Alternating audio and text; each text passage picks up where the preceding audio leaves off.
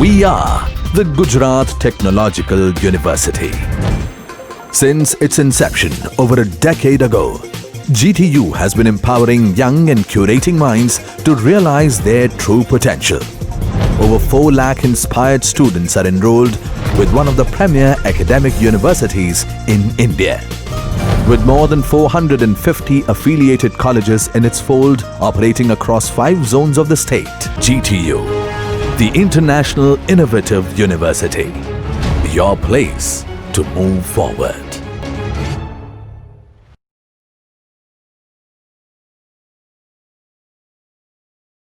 Of A differential equation. तो यहाँ पे फर्स्ट पावर सीरीज मेथड क्या है कि उसका जनरल फॉर्म क्या है वो आपको पता होना चाहिए। तो यहाँ पे डेफिनेशन है, तो पहले हम वो देख लेते हैं कि वो क्या है। तो first, consider a homogeneous linear second order differential equation with variable coefficient. ये हमने एक होमोजेनियस डिफरेंशियल इक्वेशन कंसीडर किया है जो है p0x d2y/dx² plus p1x dy/dx plus p2xy equals to 0। तो यहाँ पे जो p0, p1 एंड p2 है वो क्या है, वो पोलिनोमियल है इन फंक्शन ऑफ x। मतलब जो p0, p1 एंड p2 है वो फंक्शन ऑफ x है।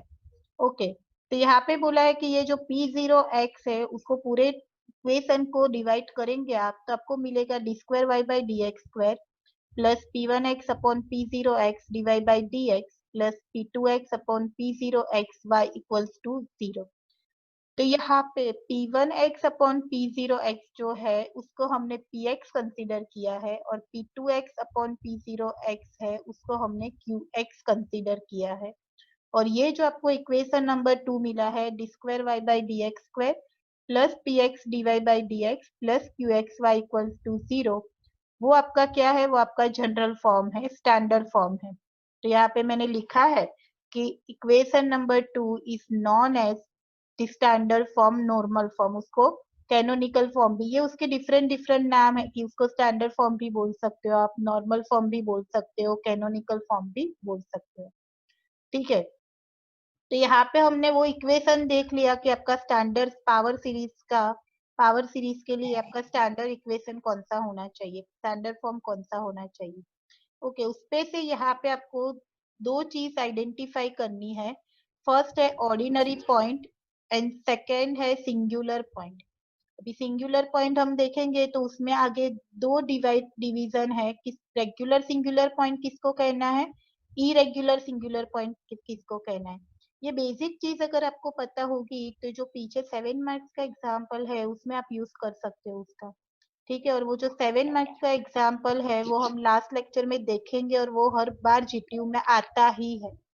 ओके, तो फर्स्ट देखिए ऑर्डिनरी पॉइंट। तो यहाँ पे डेफिनेशन में लिखा है, कृति का प्लीज आपका माइक बंद कर दीजिए, म्यूट कर दीजिए। हाँ मैम, 1 मिनट। ओके, तो यहाँ पे ऑर्डिनरी पॉइंट आप किसको कहेंगे? A point x0 is called an ordinary point of equation 2। Equation 2 यानी कि कौन सा इक्वेशन, ये वाला equation d2y/dx² plus px dy/dx plus qxy equals to 0। If capital Px and Qx are both analytic, analytic को आप दूसरे वर्ड में देखोगे तो उसको आप बोल सकते हो कि वो डिफरेंशिएबल होना चाहिए एट पॉइंट x0। मतलब कि सपोज कोई भी आपको एक फंक्शन दिया है, उसमें मैंने कंसीडर किया x0 इक्वल्स टू 1 और वो पॉइंट पुट करने पे मुझे जो भी फंक्शन मिला वो डिफरेंशिएबल होना चाहिए। अगर वो डिफरेंशिएबल है तो पावर सीरीज के हिसाब से हम उसको बोलेंगे कि वो एनालिटिक है। ठीक है, वो एग्जाम्पल में मैं आपको ज्यादा क्लियर करवाती हूँ कि एनालिटिक आपको कैसे फाइंड करना है। ओके, यहाँ पे एक मैंने रिमार्क्स लिखी है कि if p of x is not equals to 0 at x equals to x0 then x0 is an ordinary point। तो यहाँ पे क्या बोला है आपको कि जो p0x is not equals to 0, यानी कि यहाँ पे आपको पता है कि px एंड qx में डिनोमिनेटर पार्ट अगर है, अगर है तो वो क्या होगा, P0x होगा। तो यहाँ पे कंडीशन आपको क्या दी है कि P0x is not equals to 0, मतलब कि वो नॉन जीरो है कौन से पॉइंट पे, x equals to x0 point पे।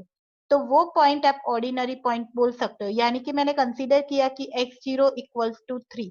यहाँ पे मेरा P0x है, P0x है मेरा x माइनस 3। मैं सिर्फ डिनोमिनेटर की बात कर रही हूँ। डिनोमिनेटर है मेरा x माइनस 3। तो x माइनस 3 मेरा P0x है, x की जगह पे मैंने वैल्यू कंसीडर की 5। तो 5 माइनस 3, तो 5 माइनस 3 क्या होगा, 2 होगा। यानी कि वो आपको नॉन जीरो आंसर मिला, यानी कि जो आपने x इक्वल्स टू 2 कंसीडर किया है तो 2 को आप ऑर्डिनरी पॉइंट बोल सकते हो।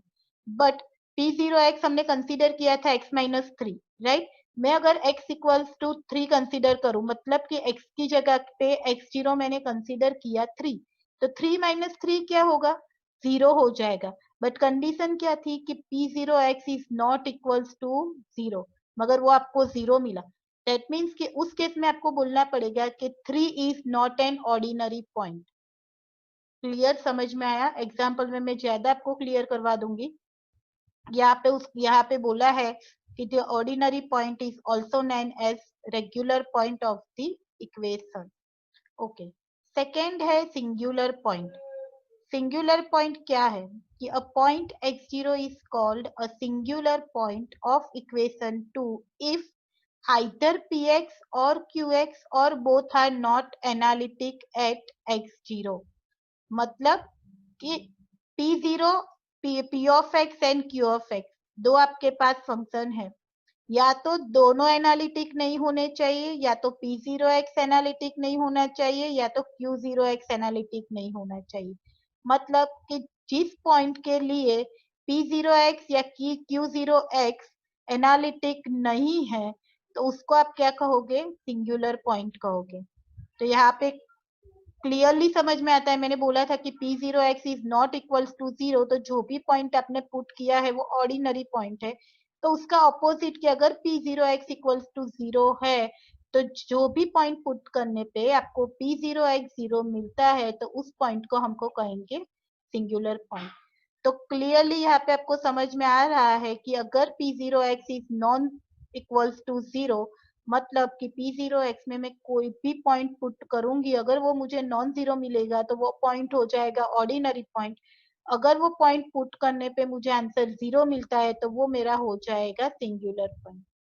ओके, अगर सिंगुलर पॉइंट है तो सिंगुलर पॉइंट को दो पार्ट में उन लोगों ने डिवाइड किया है, regular singular point and irregular singular point. तो उसको आइडेंटिफाई कैसे करोगे कि यहाँ पे आपको बोलेंगे कि क्लासिफाई द सिंगुलर पॉइंट्स। तो अगर सिंगुलर पॉइंट्स है तो आगे आपको चेक करना है कि वो रेगुलर सिंगुलर पॉइंट्स है या इरेगुलर सिंगुलर पॉइंट्स है।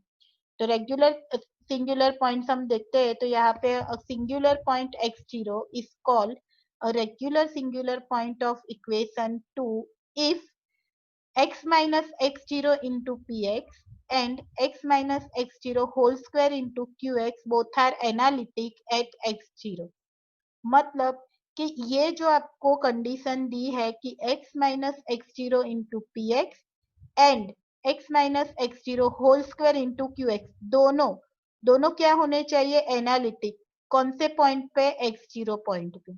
और इसका अगर रिवर्स हम देखें तो इरेगुलर सिंगुलर पॉइंट क्या है कि इरेगुलर सिंगुलर पॉइंट है कि a singular point x0 is called an irregular singular point of equation 2 if either x minus x0 px or x minus x0 whole square qx both are not analytic at x0।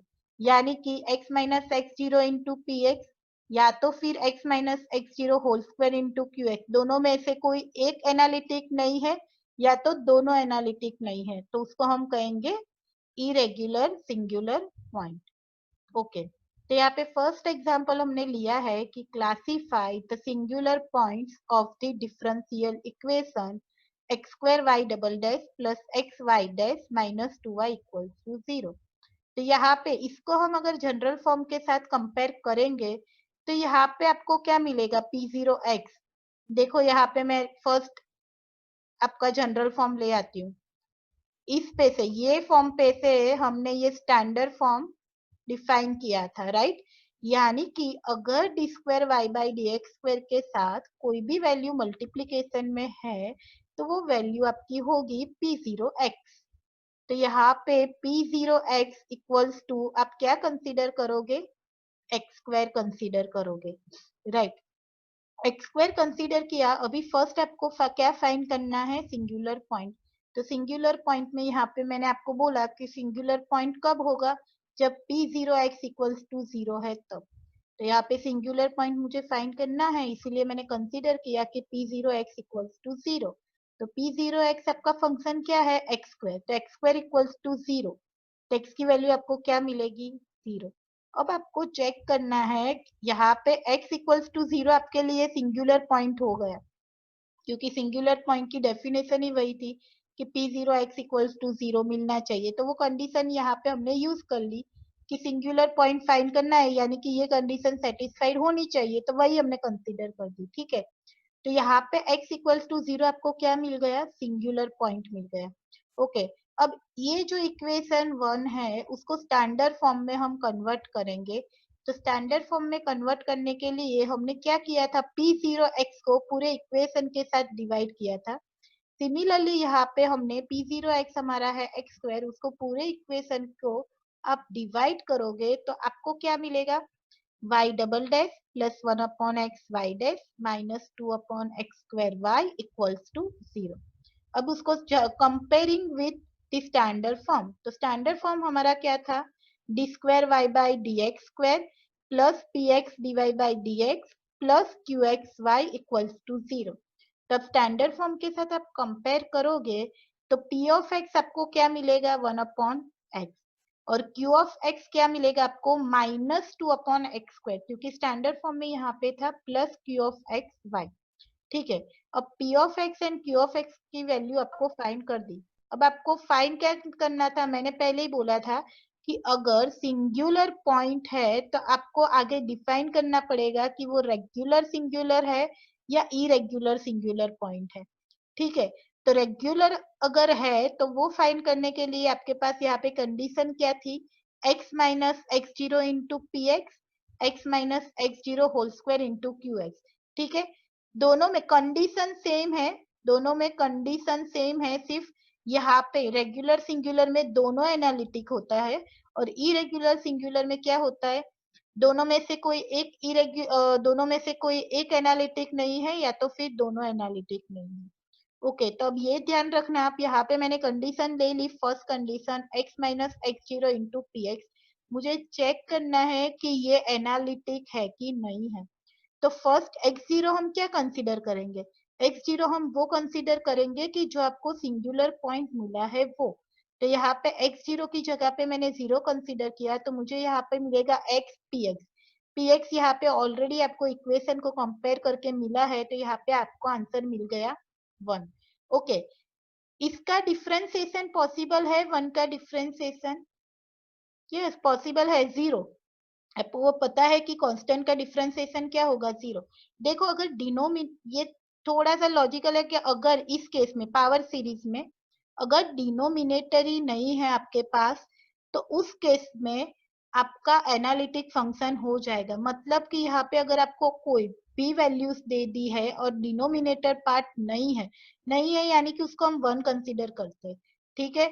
सिर्फ numerical part है तो वो आपका analytic function होगा ही होगा, ठीक है। अब सेकेंड कंडीशन चेक करते हैं कि ये फर्स्ट आपका एनालिटिक हो गया, अब सेकेंड आप चेक कीजिए कि x minus x zero whole square Q x, okay. X zero की वैल्यू आपको 0 ही कंसीडर करनी थी, बिकॉज आपको एक ही सिंगुलर पॉइंट मिला है x इक्वल्स टू 0, और उसके लिए ही हम चेक कर रहे हैं कि x इक्वल्स टू 0 आपके लिए रेगुलर सिंगुलर पॉइंट है या इरेगुलर सिंगुलर पॉइंट है, ओके। यहाँ पे मैंने 0 पुट किया तो मुझे मिला एक्स स्क्वायर, क्यू एक्स की वैल्यू यहाँ पे आपने ऑलरेडी कंपेयर करके फाइंड की है माइनस 2 अपॉन एक्स स्क्वायर, तो अगेन ये आपको आंसर मिला -2। देखिए यहाँ पे भी डिनोमिनेटर पार्ट नहीं है, डिनोमिनेटर पार्ट नहीं है यानी कि ये एनालिटिक है और दोनों एनालिटिक है, देखो यहाँ पे दोनों कंडीशन एनालिटिक है, कौन से पॉइंट पे x इक्वल्स टू 0 पॉइंट पे, यानी कि वो क्या हो जाएगा आपका regular singular point of the equation.